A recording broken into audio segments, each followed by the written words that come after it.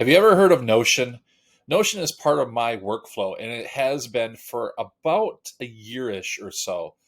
Now, I've paid for the whole entire year pricing, and they do have a free plan, but I could tell you for the amount of money that I've spent is also the amount times 10 that I've saved in my time of being able to write all my documents, all my workflow, or even just like a mind dump into a Notion doc. Let's kind of go over some of the ideas of how Notion may actually be a benefit to you, or even as how I use Notion in my workflow to create digital products and more. Okay, let's jump right into the pricing. The pricing here, because that's like the number one thing that people always like to look at and see, if it's going to be something of a value to you. As you can see, they do have a free plan. It gives you like 7-page day history. You can buy up to 10 guests. You can interact with Slack, GitHub, and more. Collaborate.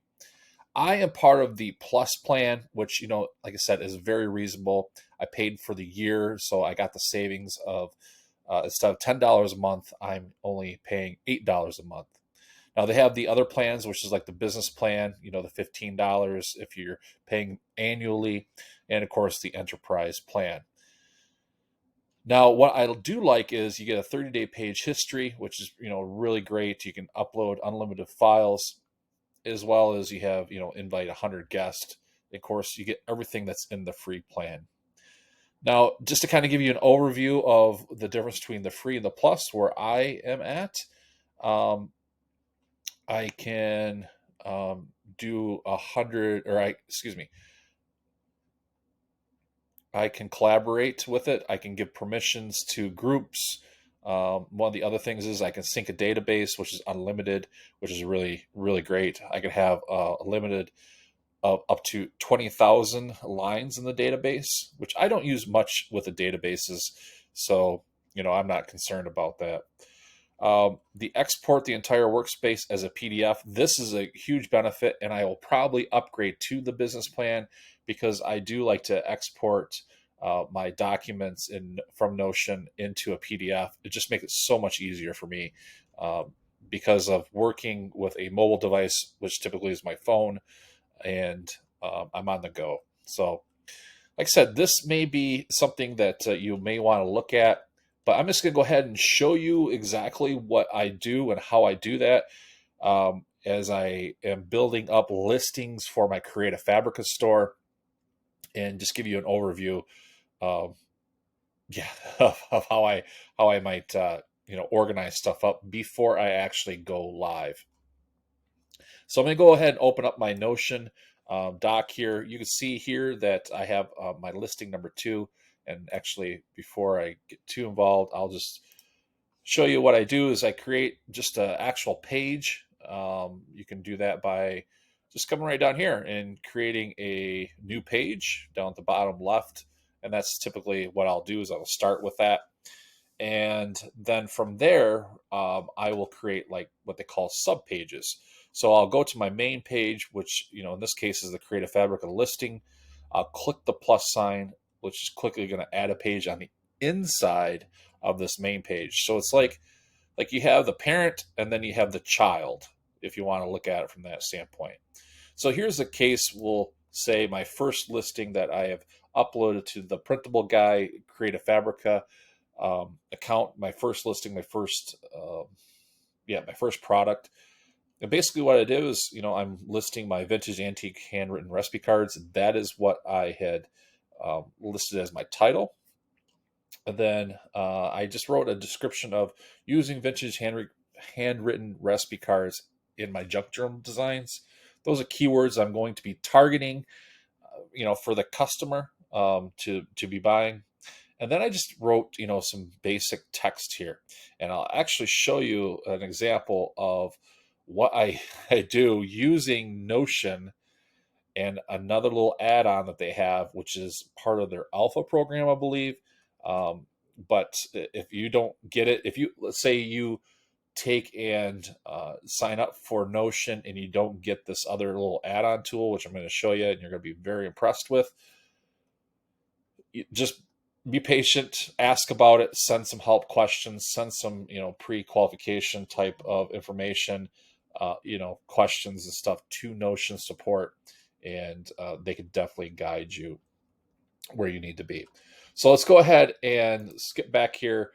Like I said, this is the main page. And then what I like about this is then I can actually just click into other little sub pages, which in this case is my pros and cons list. Or again, click back into my original page here. So recap that again. I have my main page, and then I'm going to have my other pages, which is going to hold the information of my listings as I create them into pages. I know it's probably going to get a little crazy and confusing, but I'll just show you real quick. So I'm going to go back and I'm just going to create another page here. And this is going to be my number 3. And then for a title, let's say I'm going to do PNG mandala. We'll do a 10-pack with flowers. Okay. I'm going to hit enter. And then what I'll do is the little add-on that I was alluding to before, it's called AI. It's artificial intelligence. I have it built in my Notion, and I can do a lot of different things here. I can ask AI to write for me. I can have them brainstorm for me, do a blog post, see more. I can have them do an outline, social media post, press release, creative story, meeting agenda, all that sort of stuff. It's just really neat and nice to be able to do in creating listings, to have this type of resource. Again, I'm not going to do 100% copy and paste whatever the AI writes for me. I am going to tweak it up a little bit, but it gives me a good starting base and helps me think of other things to put into my description. Okay, so typically what I've done in the past with other types of listings is I will do a pros and cons list.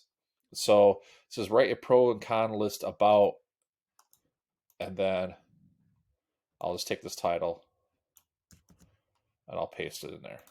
Okay, PNG, and then I'm going to write this as pack designs with flowers. And we're just going to go ahead and hit enter, and we'll let AI write that for me. And I can have them, be him being AI write more for me if I want him to, but I'm just going to leave it this. It's given me some great contrasts here, the pros and the cons. And this is information that I could put into my listing. And as you can see, I have Grammarly installed as an extension, and it will work for me with doing spelling checks and grammatical errors. So, but one of the other things too, I believe, let's see if I highlight all this. I think I could do ask AI to fix spelling and grammar errors or improve writing. Change tone. I can have them change tone for me, which be straightforward. Okay, so we can do a replace selection. Like this, I can have them change. We'll do ask AI, change the tone, be friendly, and it's going to write and give me a suggestion here. While the images are amazing, the high resolution really brings out the detail of the mandalas and flowers, making them look so clear and crisp. We'll do a replace that selection. Yeah, so basically that's why I wanted to show you really quick how I'm using AI in Notion. Notion is part of my workflow, and then of course the add-on of the AI, artificial intelligence, to help create my listings for whether it be Create a Fabrica or Etsy, Teachers Pay Teachers, any of those places that I'm selling my digital products, or printables, that type of thing.